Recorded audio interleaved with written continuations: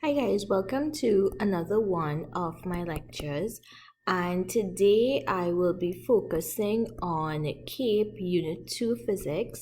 I'll be looking specifically at a brief summary of capacitors. Right now, the first part of the video, I'm just going to give you an introduction to it, and the second part, I'll be looking more specifically at circuits, that is the capacitor charging and discharging circuit.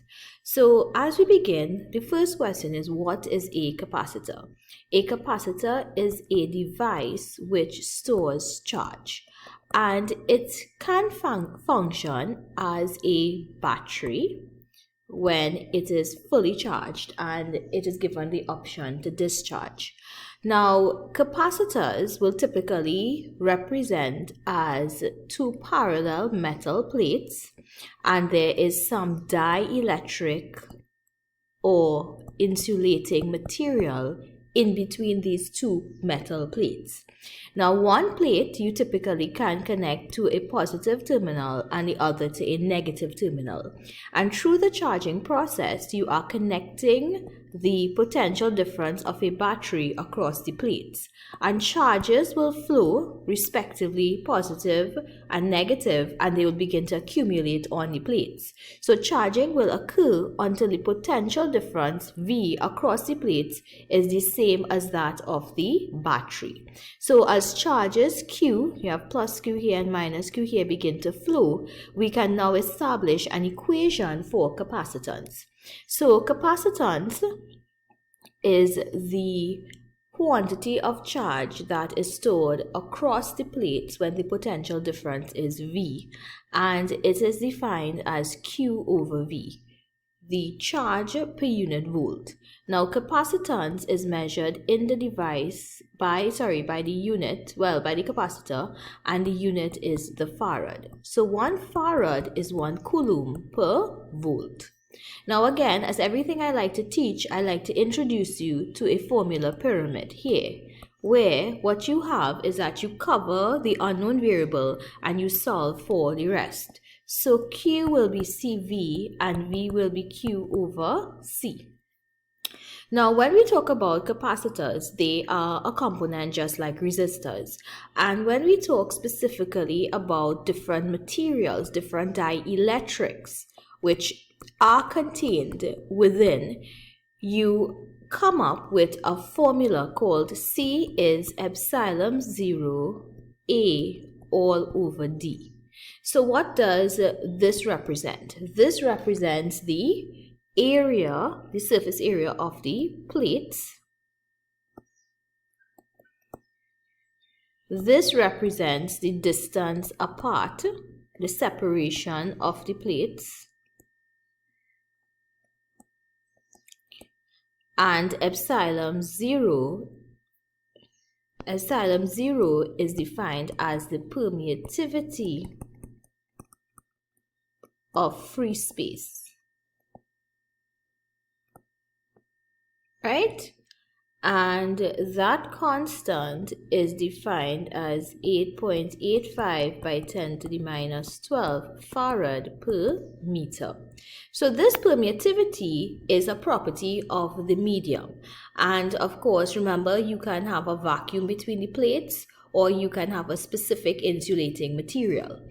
So that will determine the capacitance, the ability of storage of your device. Right? So your dielectric material, right, you can denote it by K, which is your dielectric constant, or epsilon R.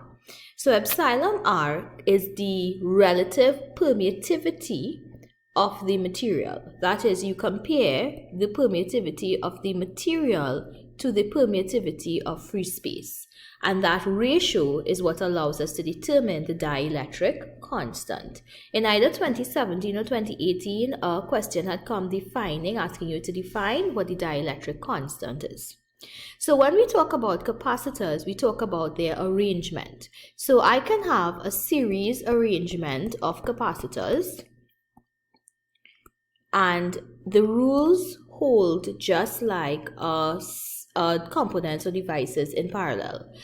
In series, sorry. So like if you have resistors in series, you can have here each capacitor having an individual capacitance, and you can have here potential differences across each.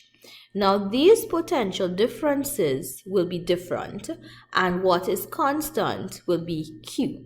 Just like in a series circuit with resistors where the current is the same but the potential difference across each is different. The capacitors in series will cause a splitting of the potential differences, but you have the same charge across the plates. So in series, you will say Q is equal to CV, which implies that V is Q over C. So if I were to replace all of these with one effective capacitance, CT, my voltage is V. The charge, of course, Q is the same.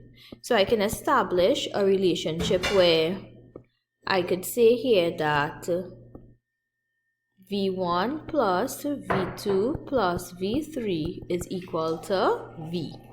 So I can have Q over C1 plus Q over C2 plus Q over C3, and that's equal to Q over CT.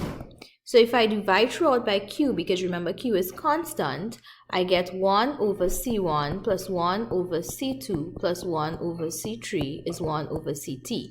So an easy way to remember it is that it is opposite to resistors in series, right? Now, consequently, if you have an arrangement where you have different capacitors, that is different capacitances arranged in parallel, what you have is that each voltage across the branch becomes the same. So what you notice here is that what splits is the charge, right? So in the same way in a parallel circuit with resistors, you have a set of resistors having different currents through it depending on their resistance, right? In the same way, you have charges splitting. So remember, Q is equal to CV, not so? So I could replace all of these by one single capacitance, which has a value CT and a charge Q through it, right? And of course, the voltage is V, which is the same. So we can say Q is equal to Q1 plus Q2 plus Q3. So I'm able to say that CT by V is C1V plus C2V plus C3V. So we divide throughout by V. So CT is C1 plus C2 plus C3. Now the last thing I want to talk about is the energy stored. And normally you can get the work done by a capacitor, the energy stored, by one standard equation, and that is a half CV squared. Another thing is you could replace C, because it is Q on V, as a half QV. And then because you have V being Q on C, it is a half Q squared over C.